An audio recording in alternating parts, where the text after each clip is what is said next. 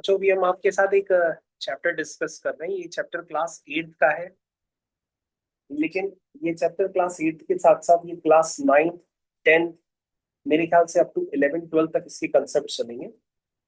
Chapter का नाम है electricity, magnetic effects of current, heating effect. ये सब बेटा इसमें शामिल है। तो क्लास 8 में इसको सीबीएसई में electricity, magnetic and heating effects के नाम से पढ़ाया जाता है, लेकिन इसको क्लास 9 में भी अपग्रेड कर दिया जाएगा। 10th, 11th, 12th ये हर जगह आपके पास आता है। तो जितने भी बच्चे हमारे साथ बैठे हैं इनको सभी को ध्यान से सुनना है, चाहे वो 8th की हो, चाहे 9th की हो, चाहे वो 10th की हो। ध्यान से सुनना है। यहाँ पे बच्चों, जैसा कि आपने पहले से भी जानते हैं कि भाई, अगर हमारे पास कोई वायर है, ये जैसे मैंने कोई करंट कैरिंग वायर बना दी, तो आपको ये पता होना चाहिए कि करंट कैरिंग वायर के चारों तरफ मैग्नेटिक फील्ड होती है।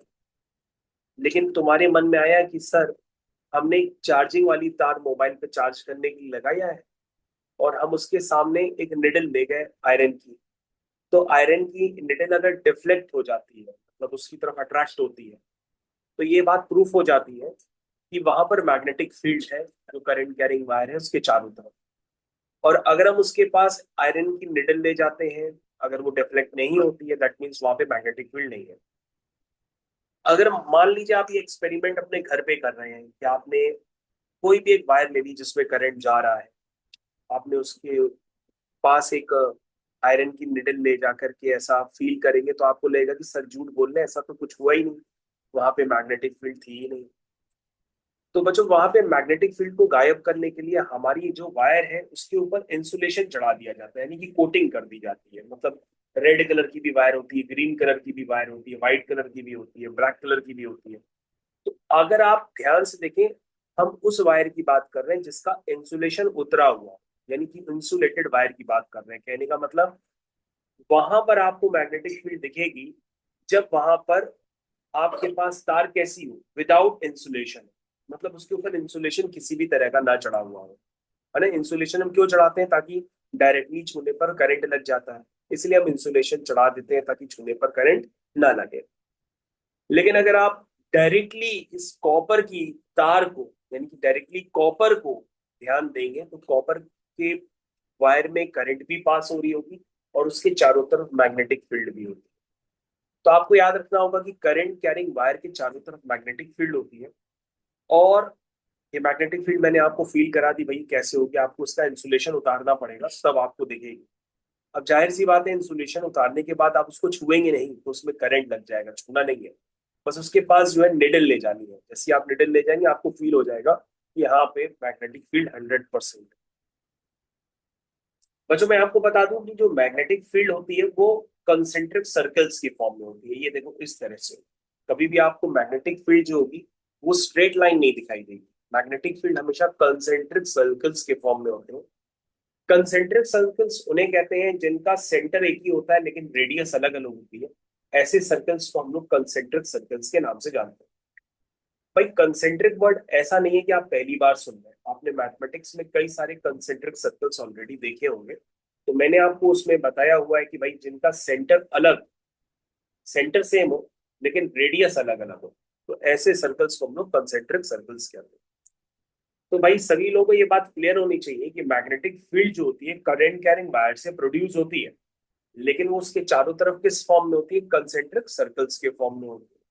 ठीक है ना? अब वो मैग्नेटिक फील्ड क्लॉकवाइज भी हो सकती है, एंटी क्लॉकवाइज भी हो सकती है। कहने का मतलब, क्लॉकवाइज और एंटी क्लॉकवाइज में भी अगर आपको कंफ्यूजन है, तो कहने का मतलब अगर घड़ी की डायरेक्शन में चलना है तो क्लॉकवाइज। जैसे ये अगर हम ऐसे डायरेक्शन दिखा दें तो ये क्लॉकवाइज डायरेक्शन, और घड़ी की उल्टी डायरेक्शन में चलना है तो उसको हम लोग कहते हैं एंटी क्लॉकवाइज।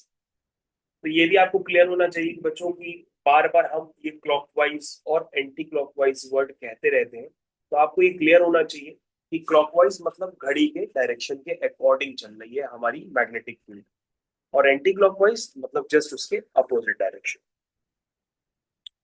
तो बच्चों, मैग्नेट तो आप पहले से भी जानते हैं, क्योंकि आपने क्लास 7th में भी देखा था लास्ट लेक्चर में कि हॉर्स शू मैग्नेट होता है ना? बार। बार मैग्नेट होता है। मैग्नेट को हम लोग आइसोलेट नहीं कर सकते। ये सब आपने देखा था। लेकिन बच्चों सेवेंथ के बाद अब यहाँ पर हम लोग जैसे ही एट्थ क्लास में आ जाते हैं तो उसको अपग्रेड किया जाता है, और एट्थ क्लास में ही इतना ज्यादा अपग्रेड कर दिया जाता है कि क्लास नाइन्थ में टीचर कम पढ़ाता है, वो कहता है ये सब तो एट्थ में पढ़ा हो। तो यहाँ पर क्या होता है कि सबसे पहले आपके पास एक नई हेडिंग कवर कर दी जाती है, इसका नाम है इलेक्ट्रोमैग्नेट्स। वैसे ये हेडिंग नाइन्थ में ही पढ़ाई जाती है, लेकिन अब पता नहीं क्यों उतना अपग्रेडेड सिलेबस हो जा रहा है कि एट्थ में ही इसको डाल दिया गया है किसी स्कूल्स में। This is called electromagnets. Electromagnets का मतलब ये होता है कि भाई इलेक्ट्रिक फील्ड होगी, लेकिन प्रोड्यूस हुई है इलेक्ट्रिक फील्ड। ध्यान से देखिएगा, इलेक्ट्रोमैग्नेट्स। अच्छा, कुछ नाम से तो लग ही रहा है कि इलेक्ट्रिक फील्ड और मैग्नेटिक फील्ड से इनको मिला करके इलेक्ट्रोमैग्नेट्स कुछ बनाया गया है। These are temporary अब magnets. बेसिकली क्या होता है कि इलेक्ट्रोमैग्नेट्स अगर आपको छोटी सी भाषा में समझना है तो एक सॉफ्ट आयरन का आप कोर ले लीजिए। क्या ले लीजिए? एक सॉफ्ट आयरन का कोर ले लीजिए, और उसके ऊपर कॉपर की खूब सारी वाइंडिंग कर दीजिए। कॉपर की खूब सारी Winding. वाइंडिंग कर दीजिए, और यहाँ पे करंट दे दीजिए। करंट कैसे देते हैं? मान लो आपने बैटरी लगा दी, तो पॉजिटिव टर्मिनल जिसको हम लोग एनोड कहते हैं वहीं से करंट निकलता है, और नेगेटिव टर्मिनल कैथोड की तरफ जाता है। तो इस सिस्टम को हम लोग कहते हैं करंट कैरिंग सोलोनाइड। क्या कहते हैं हम लोग? Current carrying solenoid. Current carrying solenoid एक बार मैग्नेट की तरह बिहेव करती है। क्यों? क्योंकि भैया जब तक तुम इसमें करंट का पास करोगे, जब तक इसमें करंट पास होती रहेगी, तब तक यहाँ से क्या प्रोड्यूस होगी? मैग्नेटिक फील्ड प्रोड्यूस होगी। और मैग्नेटिक फील्ड बिल्कुल वैसे ही प्रोड्यूस होगी जैसे बार मैग्नेट प्रोड्यूस करता है। लेकिन ये तो एक टेम्परेरी मैग्नेट हो गया, क्योंकि ये तब तक रहेगा जब तक हम करंट का फ्लो कराएंगे। इसलिए इस टेम्परेरी मैग्नेट को हम लोग इलेक्ट्रोमैग्नेट भी कहते हैं, या इसको हम सोलोनाइड भी कह सकते हैं। तो आपको ये बात क्लियर होगी कि भैया सोलोनाइड क्या होता है, इलेक्ट्रोमैग्नेटिक क्या होता है। इलेक्ट्रोमैग्नेट्स का मतलब सीधा सीधा ये है कि मैग्नेटिक फील्ड प्रोड्यूस तब तक होगी जब तक आप इलेक्ट्रिसिटी को देते रहे। जैसे ही आपने इलेक्ट्रिसिटी बंद कर दी, उसका मैग्नेटिक इफेक्ट खत्म हो जाए। अच्छा, अभी आपने सोलेनोइड का एक रफ शेप देखा था, लेकिन मैं आपको ये भी बताता हूँ कि भैया एट्थ क्लास में अगर आप हैं तो सेवेंथ क्लास में ऐसे बार मैग्नेट आपको बता दिया जाता था, कहा जाता था नॉर्थ पोल है, साउथ पोल है, और इससे एक मैग्नेटिक फील्ड लाइंस को भी ऐसे क्रिएट करके बताया जाता है। ये बच्चों बार मैग्नेट से प्रोड्यूस होने वाली मैग्नेटिक फील्ड लाइंस का शेप होता है इस तरह से। ठीक है, नॉर्थ पोल से एंटर करती है और साउथ पोल से एग्जिट करती है, ये इसका डायरेक्शन भी है। तो मैग्नेटिक फील्ड लाइंस जो होती है हमेशा नॉर्थ से साउथ होती है। तो एक आप एक रफली आइडिया इस तरह से ले सकते हो, नॉर्थ से साउथ अगर आप डायरेक्शन प्रॉपर बनाना चाहें तो नॉर्थ से साउथ का डायरेक्शन इस तरह है। ठीक है, मैग्नेटिक फील्ड लाइंस हमेशा नॉर्थ से साउथ की तरफ जाती है। तो बच्चों अभी हमने कुछ नहीं बताया, अभी तो हमने एक डायग्राम आपको रफली बना करके दिया है कि भैया बार मैग्नेट जो होता है उससे प्रोड्यूस होने वाली है मैग्नेटिक फील्ड लाइंस। और ये मैग्नेटिक फील्ड लाइंस बिल्कुल उसी तरह से है जैसे अभी आपने एक सोलोनाइट देखा था, यानी कि आपने एक आयरन का कोर लिया, उसमें कॉपर की वाइंडिंग कर दी और उसमें करंट का फ्लो कराया, तो वहां पे भी जो मैग्नेटिक फील्ड प्रोड्यूस हुई बिल्कुल ऐसी ही प्रोड्यूस हुई जैसे कि हमने अभी बार मैग्नेट से प्रोड्यूस। इसलिए कहा जाता है कि अगर हम सोलोनाइट या करंट कैरिंग सोलोनाइट कहते हैं उसको, अगर हम उसमें करंट का फ्लो कराएंगे तो बिल्कुल वो बार मैग्नेट की तरह बिहेव करती है। अच्छा बच्चों, आपने ये भी देख लिया कि मैग्नेटिक फील्ड लाइंस कभी भी आपस में इंटरसेक्ट नहीं करती हैं, ये भी आप याद रखिए। हमने जो डायग्राम बनाया है ये तो घिसा पिटा डायग्राम है, शायद इसमें इंटरसेक्ट कर रही है, लेकिन आपको याद रखना होगा कि मैग्नेटिक फील्ड लाइंस कभी भी आपस में इंटरसेक्ट नहीं करती हैं। उनका डायरेक्शन जो होता है नॉर्थ से साउथ होता है। ये सारी बेसिक बातें, तो इस चैप्टर के स्टार्टिंग में जितनी बेसिक बातें थी वो मैंने आपको बताई। चैप्टर पढ़ेंगे तो धीरे धीरे आपको और आ जाएगा। चैप्टर में मैंने आपको स्टार्ट किया है इलेक्ट्रोमैग्नेट से। और बच्चों मैं आपको बता दूं, इस इलेक्ट्रोमैग्नेट्स की वजह से ही आपके घर की क्या बजती है? घंटी बजती है। क्या बजती है? Bell. घंटी। क्योंकि जब तक आप इलेक्ट्रिक करंट देते हो तब तक वो हैमर उस गोल से बॉम्ब पे मारता रहता है, टन टन टन टन टन। ठीक है ना? और जैसे ही तुम उसको बंद कर देते हो घंटी की आवाज बंद हो जाती है। तो आपकी जो इलेक्ट्रिक बेल है उसमें भी कहीं ना कहीं इलेक्ट्रोमैग्नेट का ही रोल है, क्योंकि वो बेल तब तक बजी जब तक आपने इलेक्ट्रिसिटी दी। इलेक्ट्रिसिटी दी, वहां पे एक टेम्परेरी मैग्नेट क्रिएट हुआ, और मैग्नेट ने क्या किया, उस आयरन की तरफ, अपनी तरफ उसको अट्रैक्ट, ठीक है, और वो उसमें टन टन टन टन आवाज करने लगा। ऐसे समझ लो, टन टन टन टन टन टन।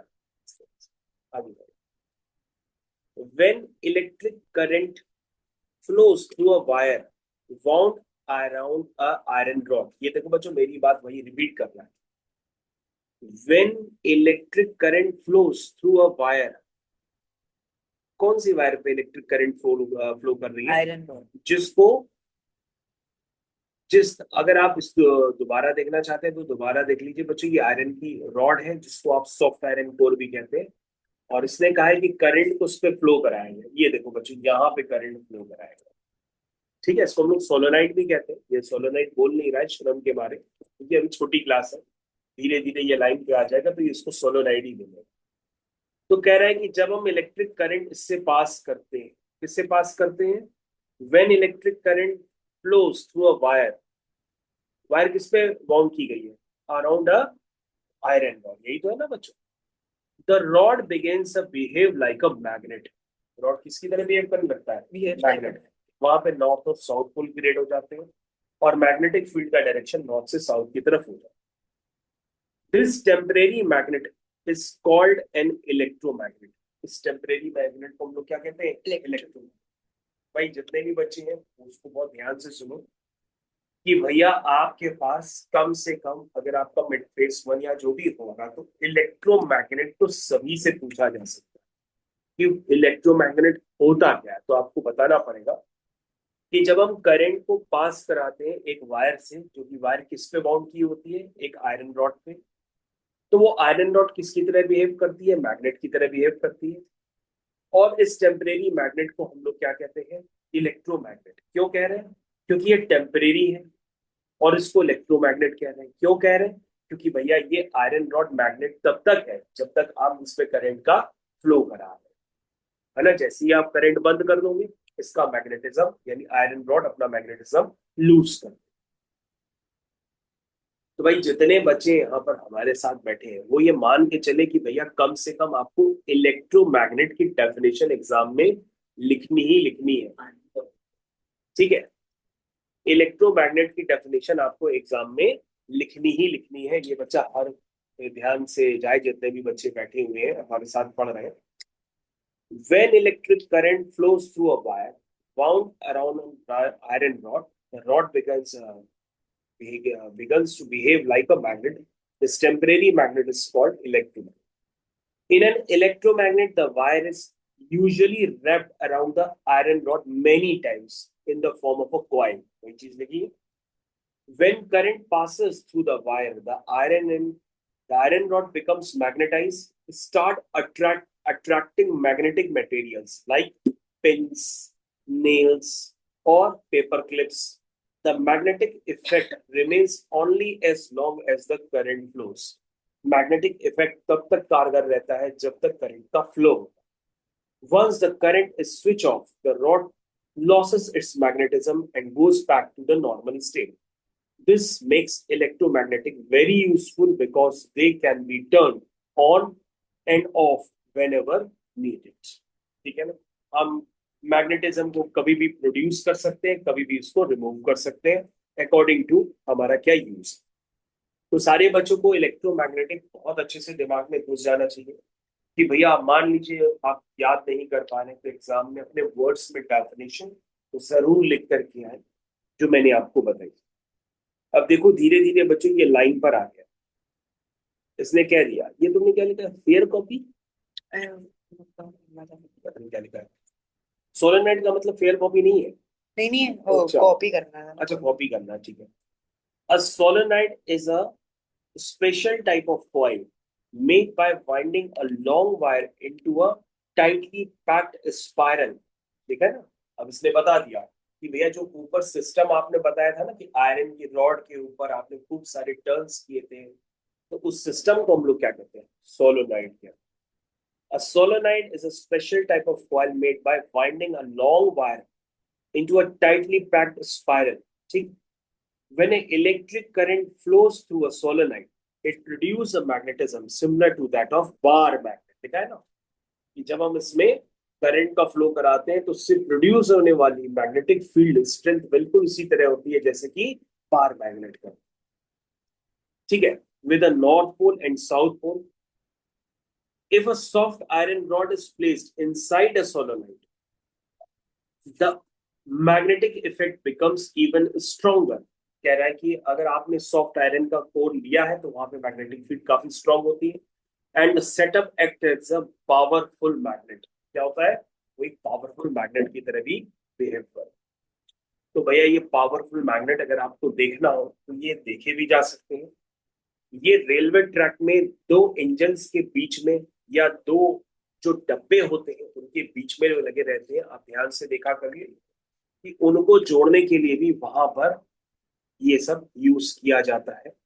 यानी कि स्टार्टिंग में डब्बों को भी जोड़ने के लिए ये इलेक्ट्रोमैग्नेटिक यूज किया जाता है, क्योंकि वहां पे करंट प्रोड्यूस करा दी जाती है और करंट प्रोड्यूस करा के उसका वहां पर क्रिएट किया जाता है मैग्नेटिज्म, और दो डब्बों को आपस में तुरंत जोड़ दिया जाता है। ये जैसे बच्चों ट्रेन है, ट्रेन चल रही है,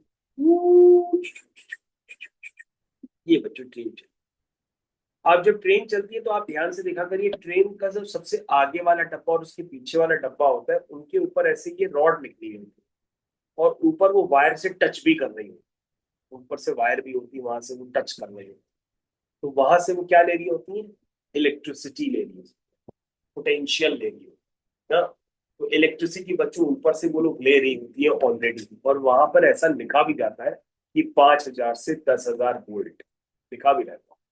और फिर एक कंकाल का साइन बना रहता है डेंजर। तो इसलिए कहा जाता है कि कभी भी ट्रेन में सफर करें तो ट्रेन की छत के ऊपर बिना टिकट यात्रा ना करें। कई लोग टिकट ना होने पर ट्रेन की छत पर जाकर के बैठ जाते हैं और कभी कभी जो है तारों से भी टकरा जाते हैं और उसी समय उनका ब्लास्ट हो जाता है। तो आपको इसीलिए हिदायत दी जाती है कि वहां पर 5,000 से 10,000 वोल्ट होता है। आप ये देख भी सकते हैं, जैसे ही आप कानपुर रेलवे स्टेशन पे सीढ़ियों से प्लेटफॉर्म नंबर 1 पे या घंटाघर पे जैसे ही चढ़ेंगे तो ऊपर जब ट्रैक पे चढ़ते हैं तो इस तरफ भी प्लेटफॉर्म नंबर 4 या 5, इधर 6 या 7, फिर आगे बढ़ते हैं तो 3 और 4, 6 या 5 या 6 ऐसे लिखा रहता है।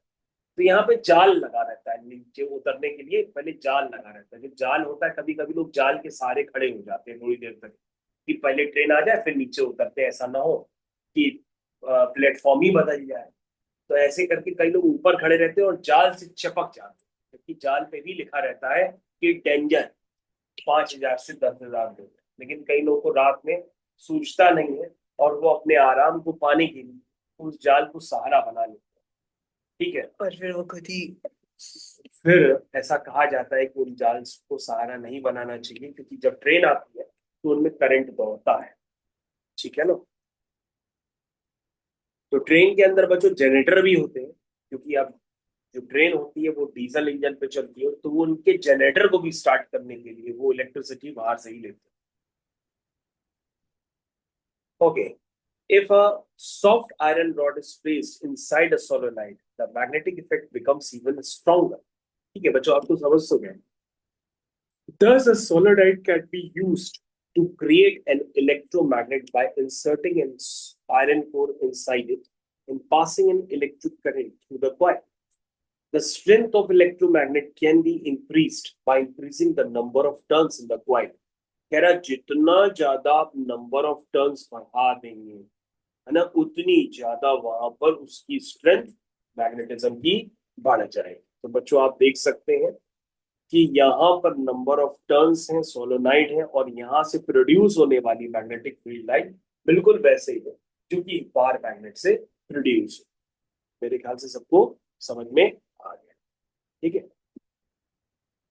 तो बच्चों ये बात आपको समझ में आनी चाहिए। इन्होंने बच्चों एक एग्जाम्पल भी लिया है कि जैसे ही आपने इस कील में क्या पास की, करंट पास। कैसे पास की? इस कील को सेल से जोड़ दिया। ये सेल है, ये कील है, और तार उठा करके यहां से हमने क्या कर दिया? जोड़ दिया। तो क्या हुआ?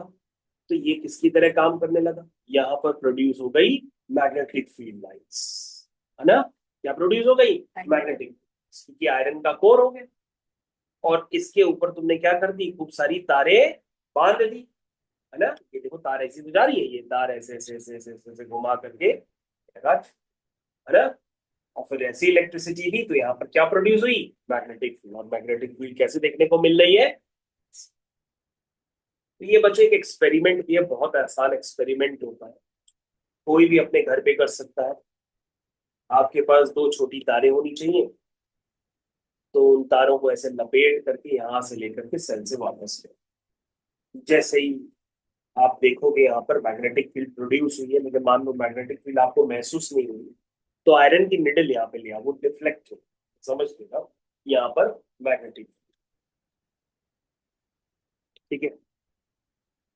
चलो, electromagnets are widely used in our daily life, for example घंटी, घंटी का नाम क्या होता है, electric bell, loudspeaker, hello hello, motors, relays, trains, magnetic slots, इन सब में यूज किया जाता है इलेक्ट्रोमैग्नेट्स को। चलिए, तो किसी भी इलेक्ट्रोमैग्नेट को अगर स्ट्रॉन्ग मैग्नेट बनाना हो तो उसके लिए सबसे पहली बात जरूरी ये है कि हम करंट जितनी ज्यादा देंगे या नंबर ऑफ टर्न्स जितने ज्यादा बढ़ा देंगे उतना ज्यादा वो स्ट्रॉन्ग मैग्नेट। ठीक, factors affecting the strength of an electromagnet. The strength of electromagnet is not always fixed. It can become stronger or weaker depending upon the certain conditions. तो ये कह रहा है number of turns of a wire, जितने ज्यादा हम number of turns बढ़ा देंगे उतना वो अच्छा मैग्नेट क्रिएट हो जाएगा। जितनी ज्यादा अमाउंट ऑफ इलेक्ट्रिक करंट बढ़ा देंगे उतना वो बढ़िया इलेक्ट्रोमैग्नेट होगा। जितना मटेरियल का कोर हम सॉफ्ट लेंगे, सॉफ्ट आयरन कोर लेंगे उतना अच्छा होगा। तो ये बच्चों ऐसा बताया गया है। तो ये इसके फैक्टर्स होते हैं, सारे फैक्टर्स लिखने की जरूरत नहीं होती है। बाकी हमने यूजेस तो आपको बता ही दिए कि भैया इलेक्ट्रोमैग्नेट को हम घंटी में यूज करेंगे, लाउड स्पीकर में यूज करेंगे, हेलो हेलो इस तरह से, लाउड स्पीकर, टॉयज, फ्रेम्स, बहुत जगह इसको यूज कर लेते हैं। तो बच्चों आपके मन में आवाज आ रही होगी घंटी, है ना, इसकी आवाज आ रही है, घंटी, घंटी बजी बजी, चलो घंटी बजाते हैं, घंटी बजाए।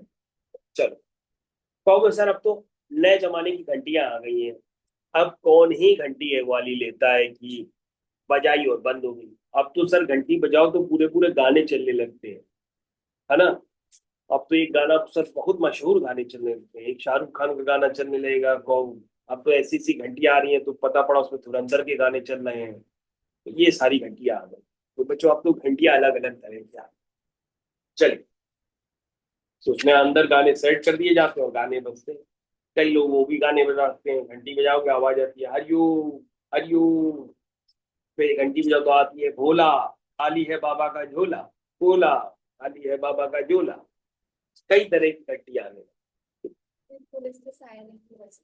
हाँ, कई घंटियां बच्चों ऐसी आती हैं कोई रात में बजा दे तो बड़ा डर लगता है, लगता है कौन आ गया, है ना। कई लोग की आदत होती रात में 2 बजे आ रहे वही घंटी दबा दी। कई लोग की आदत होती है फ्लैट से ऊपर से नीचे जा रहे रात में 2 बजे घंटी बजा दी, ठीक है, पूरा घर परेशान, सब बाहर निकल गया, कौन आ गया कौन आ गया। अब भाई चोर घंटी बजा के छोड़ना आएगा या बाहर खड़े सब लोग आ जाओ, पुलिस के सायरन बजेगा आगे वहाँ। चलो बच्चों, चोर कभी भी घंटी बजा के नहीं आता है। चलो, सर आते हैं, अच्छे चोर आते हैं। वो तो टीम में ही आते हैं, लक्ष्य पूरी वाले टीम में ही आते हैं, अपना लक्ष्य लक पहन के चले। An electric bell is a simple but important device that works on the principle of an electromagnet to produce sound. It is most commonly used as a doorbell in homes, offices, schools, and is also found in alarm system and signaling devices.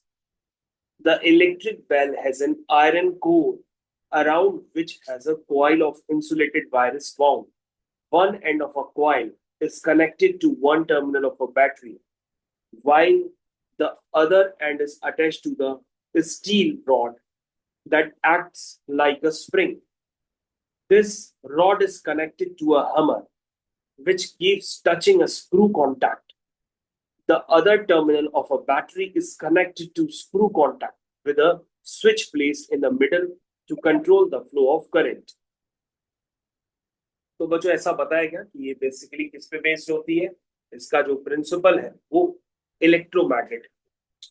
अच्छा बच्चों मैं आपको बता दूं, अगर class 8 में है 9th में है तो इस तरह के डायग्राम्स को आपको दे दिया जाता है, उसकी लेबलिंग करने के लिए कही जाती है। इसकी कही जाती है लेबलिंग। तो उस डायग्राम में आपको लेबलिंग करनी है और लोग एक ही लेबलिंग नहीं कर पाते। जैसे अगर मैं किसी बच्चे से पूछूं ये जो गोल गोल नजर आ रहा है इसका क्या नाम, तो आप लोग बता दें, गोंग। उनको देख के बताया है। इसका नाम होता है बच्चों गोंग। क्या नाम होता है? गोंग। और ये बच्चों हैमर होते हैं।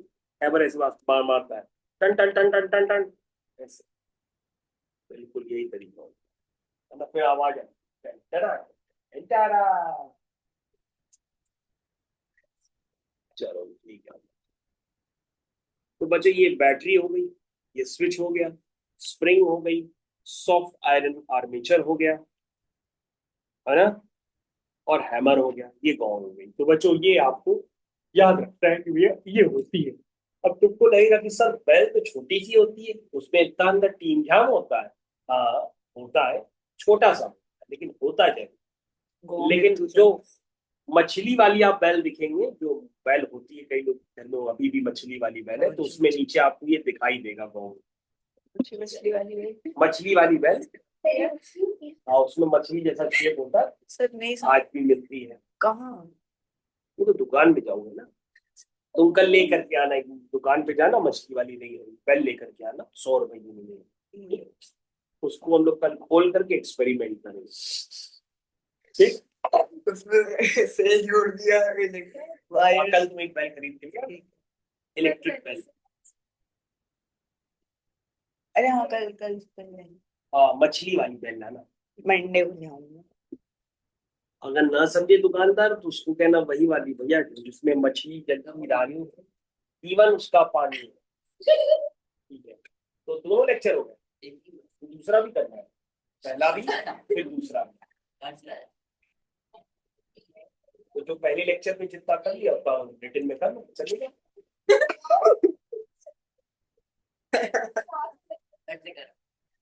घर पे कहा करो, कोई नहीं कराता घर से। कितना टाइम हो गया? 6:05 हो गया। क्या हो क्या हो? चलो बच्चों, तो बच्चों ये, हाँ मछली वाली बैल होती, मछली वाली भैया बैल लाएंगे उसको कितना मजा है। मछली वाली बैल लाएंगे भैया रिटर्न मंडे को, तो हम उसको खोल के पूरा दिखाएंगे। ठीक है, और सुनो हमारे पास छोटी क्लास के लिए सर्किट्स भी है, वो हम सर्किट्स भी आपको बनाना सिखाएंगे, मेरे पास रखे हुए। ठीक है, तो उसमें हम छोटी छोटी लाइटें कैसे जलती हैं, एलईडी लाइट कैसे जलती है, वो सब हम अभी आपको सिखाएंगे। मंडे या ट्यूसडे को पहले मंडे को भैया मछली वाली रखी लाएंगे। ठीक है सर अगर वो नहीं समझे तो कहेंगे कौन सी मछली वाली है? हाँ, तो बच्चों याद रखिएगा भाई, एग्जाम में जो है आप एक्सपेरिमेंट सीखने के लिए क्रेन तो ला नहीं सकते घर से खरीद के, तो आप सिर्फ घंटी ही ला सकते हैं, है कि नहीं? ऐसा करो ना, नीचे क्रेन ले आओ, घंटी क्रेन ले आए, खोल दो क्रेन को, रास्ता जाम हो गया, ऐसा थोड़ा ना होता है। 100 रुपए घंटी मिलेगी बस, वो लानी। चलो सर हम कानपुर वाले कुछ भी कर सकते हैं। चलो ठीक है। तो बच्चों आपको ध्यान रखना होगा भाई, इलेक्ट्रोमैग्नेट का हमारे डेली यूज में सबसे बड़ा जो क्या काम है, घंटी। और कहाँ यूज होती है? इलेक्ट्रिक मोटर वगैरह में भी ये सब यूज होता है। चलो बच्चों मेन काम तो यही था कि मैं आपको सही से बता दूं। इसके अलावा इलेक्ट्रिक करंट के बच्चों हीटिंग इफेक्ट भी होते हैं। ये देखो बच्चों, ये भी एग्जाम में लेबलिंग करने के लिए आता है। हालांकि बच्चों इसको हम लोग इलेक्ट्रिक बल्ब कहते हैं, आपने शायद देखा भी हो, ये घरों में होता भी है, लेकिन आजकल के मॉडर्न जमाने के घर हो गए हैं तो उन्होंने बल्ब हटा दिए। बल्ब हटा करके क्या जलते हैं अब? एल्डीन। अच्छा बच्चों ये किसका बना होता है? ये मटेरियल कौन बताएगा? टंगस्टन का, बिल्कुल टंगस्टन फिलामेंट कहते हैं। और टंगस्टन का सिंबल क्या होता है? Capital W. लिख के बताया। बिल्कुल सही बताइए, फिलामेंट होता है बहुत कमजोर छोटा सा एकदम तार होती है, ऐसी बंधी होती है, और उसी में बिजली पूरी पैदा होती है ना। और बच्चों ये बल्ब जो है ज्यादातर लोग गर्मियों में नहीं जलाते हैं, लोग जो है सर्दियों में चलाते हैं। क्यों? क्योंकि ये हीट लाइट भी दे और हीट भी दे, और इसकी हीट बच्चों बहुत अच्छी लगती है एक टाइम बाद, क्योंकि जब बहुत ज्यादा ठंड होती है तो ये बल्ब बड़ा असर करता हीटर के वैसे भी। है। हाँ बच्चों, यहाँ पर रात की टोपी है, जिसको हम लोग कहते हैं मेटल कैप। यहाँ नीचे क्या होती है? मेटल कैप, या इसको हम लोग कहते हैं रात की टोपी। यहाँ पर क्या होता है? Positive terminal. यहाँ पर क्या होता है? Contact wire. यहाँ पर क्या है? Glass mount. बच्चों ये नेमिंग करनी होती है, क्योंकि मैं आपको बता दे रहा हूँ, सिर्फ नेमिंग ही, आपको डायग्राम तो दे दिया जाएगा बना के, वो कहेंगे इसकी नेमिंग करके पूरा लेवल करके दो, सपोर्ट कि आपके पास एक्टिविटी में भी है ये सब। इसलिए बच्चों मैंने तो आपको बता दिया कि टंगस्टन का फिलामेंट होता है, मेटल कैप होती है ना। सारे बच्चे ध्यान दें। Glass chamber, contact wire two, negative terminal, positive terminal, metal क्या? Metal cap, glass mount two. अच्छा बच्चों ये बताओ, इसको अंदर कौन सी गैस होती है? इसके अंदर बताओ। ऑक्सीजन गैस होती है। हाँ, अच्छा इसके अंदर कौन सी गैस होती है? नहीं बच्चों, इसके अंदर ऑक्सीजन गैस सर तेल होता है कोई मिट्टी का। बच्चों इसके अंदर अगर ऑक्सीजन गैस होगी तो ऑक्सीजन गैस तो जला देगी बल्ब को तुरंत, क्योंकि हीट कैसे प्रोड्यूस करेगी? ऑक्सीजन गैस सपोर्ट करती है कंबशन को, बल्ब जल जाएगा। Carbon dioxide. तो बच्चों इसके अंदर वो गैस डाली जाती है जो इनर्ट गैस होती है, जो किसी से रिएक्ट नहीं करती है। आर्गन। हाँ, ऑर्गन हीलियम। और नियोन ना, ऑर्गन नियोन हीलियम। हीलियम। तो बच्चों ये इनर्ट गैसेस होती है। इनर्ट गैसेस की ये भी प्रॉपर्टी होती है कि जैसे ही उनको टेम्परेचर मिलता है तो वो चमक भी पैदा करती है। क्या पैदा करती है? चमक। इसलिए बच्चों इनके अंदर इनर्ट गैस होती है। कोई भी कहे कि इनके अंदर नाइट्रोजन है, इसके अंदर ऑक्सीजन है, इसके अंदर अमोनिया है, ये सब कुछ नहीं। गधी इनके है अंदर क्या है? इसके अंदर बच्चों इनर्ट गैसेस होती है। ठीक है ना। यस। चलो बच्चों, तो ये बच्चों इसकी आपको अगले टर्म पे जब भी आप आए, कि मैंने आपको बहुत कुछ बता दिया, तो आप इलेक्ट्रिक बल्ब की और इलेक्ट्रिक बेल की और इलेक्ट्रोमैग्नेट, उसके यूजेस, ये सब आपको कंप्लीट भी करके आना होगा। Yes sir. ठीक है। इसके अलावा बच्चों इसकी हीटिंग एलिमेंट्स को देखो, यहाँ पे यूज किया जाता है। कहाँ पे यूज किया जा रहा है? प्रेस। हीटर। ये देखो बच्चों, ये पानी गर्म करने की रॉड होती है। Yes sir. अभी भी कई लोग इसको यूज करते हैं, और बस गर्म करने के बाद भूल जाते हैं इसको हटाना, डायरेक्टली नहाना चालू कर देते हैं। तो जिससे उनको करंट करंट लगता है, फिर जोर से चिल्लाते हैं, अरे अभी तक हटाया नहीं इसको। ठीक है। तो ये पानी की केटल हो गई। ये बच्चों ड्रायर हो गया, इससे गर्म हवा आती है, सर्दियों में गर्म हवा मुंह पे लो तो बड़ा अच्छा लगता है। उससे करंट भी लगता है। लेकिन बच्चों बहुत ज्यादा फिर गर्म हो जाती है, लगता है हटाओ उसको तुरंत। और ये बच्चों हीटर है पुराने जमाने के, अब तो नए जमाने के हीटर आ गए हैं। कई लोगों को बच्चों ठंड इतनी ज्यादा लगती है वो हीटर पे ही बैठ जाते हैं, और कई लोग ऐसे होते हैं रात में हीटर चला के ही सो जाते हैं। सर सो जाते हैं। और ये बच्चों रात में हीटर चला के नहीं सोना चाहिए, क्योंकि जब हीटर चलता है तो वहां से CO2 गैस रूम में कनेक्ट हो जाती है। हाँ, ये कार्बन डाइऑक्साइड गैस को रूम में ज्यादा कर देते हैं ना। कि हम लोग भी अभी बैठे हैं इस रूम में, तो हम लोग कार्बन डाइऑक्साइड गैस ले रहे हैं, कि यहाँ पे कोई पेड़ पौधे तो है नहीं कि हम ऑक्सीजन छोड़ रहे हैं और आप जो है हमसे कार्बन डाइऑक्साइड ले रहे हैं, ऐसा कुछ नहीं है। कार्बन डाइऑक्साइड जब एक्सेस में हो जाती है तो वो पॉइजनस, तो वो डैमेज करती है। पहले लोग बेहोश होते हैं, और किसी ने टाइमली अगर हीटर नहीं बंद किया तो फिर वो डेथ में भी कन्वर्ट हो जाता है। तो बच्चों ये हीटर जो होते हैं ये तो थोड़े कम डेंजर होते हैं। कई लोग अंगीठी जला के सो जाते हैं, और अंगीठी में भी कार्बन डाइऑक्साइड की मात्रा और तेजी से। व्हाट इज अंगीठी? ठीक है। ये तो बच्चों आपको खूब सारे मैंने हीटिंग इफेक्ट भी बताए कि भैया इलेक्ट्रिक करंट के हीटिंग इफेक्ट भी होते हैं। ठीक है ना। चलिए बच्चों, तो आप लोग को इतना जरूर करके आना है। तब तक के लिए थैंक यू, धन्यवाद, बाय बाय। आपके पास काफी सारा होमवर्क हो गया है।